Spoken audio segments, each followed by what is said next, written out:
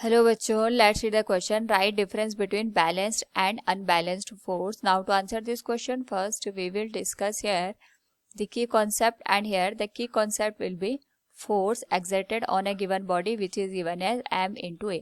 तो force लगा करके हम यहाँ पे किसी भी object के जो acceleration है उसको यहाँ पे प्रोड्यूस कर सकते हैं, यानी हमारे पास यहाँ पे जो ऑब्जेक्ट की वेलोसिटी है उसको हम चेंज कर सकते हैं, ऑब्जेक्ट के मोशन की डायरेक्शन को चेंज कर सकते हैं और उसके शेप या साइज को भी हम बाय एक्सर्टिंग अ फोर्स यहाँ पे चेंज कर सकते हैं। तो फोर्स के बहुत सारे एप्लीकेशन होते हैं। क्वेश्चन के अकॉर्डिंग हमारे पास यहाँ पे बैलेंस्ड और अनबैलेंस्ड फोर्स के बारे में पूछा गया है।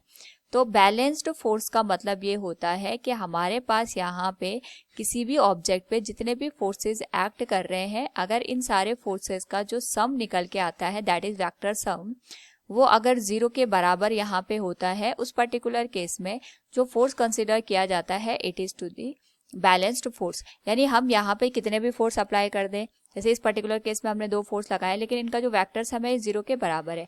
इस पर्टिकुलर केस में अगर हमारे पास जो ऑब्जेक्ट का मोशन होता है ये कांस्टेंट कंसिडर किया जाता है, यानी अगर ऑब्जेक्ट रेस्ट में है तो हम जितना भी फोर्स लगा लें वो उसी कंडीशन में रहेगा, रेस्ट की कंडीशन में ही रहेगा।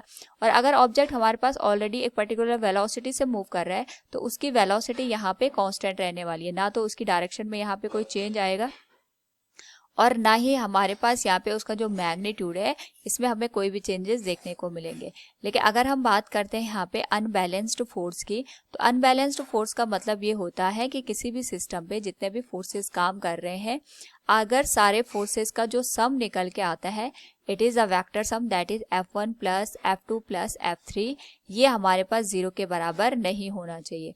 और अगर ऐसी कोई कंडीशन बनती है इसका मतलब हमारे पास जो ऑब्जेक्ट है इस पे कोई ना कोई नेट फोर्स काम कर रहा होगा, जिसकी वजह से जो ऑब्जेक्ट है इसका जो मोशन है ये एक्सेलरेटेड कंसिडर किया जाता है। यानी हमारे पास कुछ ना कुछ यहाँ पे फोर्स काम करेगा, उस फोर्स की वजह से जो ऑब्जेक्ट है इसमें एक्सेलरेशन प्रोड्यूस होगा और एक्सेलरेशन की वजह से जो ऑब्जेक्ट की वेलोसिटी है इसमें हमें यहाँ पे चेंजेस देखने को मिलेंगे। So from the given question अगर हम यहाँ पे बात करें write down the difference between balanced and unbalanced force, तो हमने यहाँ पे कुछ पॉइंट डिस्कस किए हैं। लाइक हमारे पास जो बैलेंस फोर्स होता है उस केस में टोटल सम फोर्सेस का 0 के बराबर होता है, जो ऑब्जेक्ट का एक्सेलरेशन होगा वो भी 0 होगा, यानी वेलोसिटी कांस्टेंट रहेगी। और अनबैलेंस फोर्स के केस में जो एक्सेलरेशन है वो अकर होगा और वेलोसिटी यहाँ पे हमें चेंज होते हुए नजर आएगी। Hope all you understood it. Thank you and best of luck.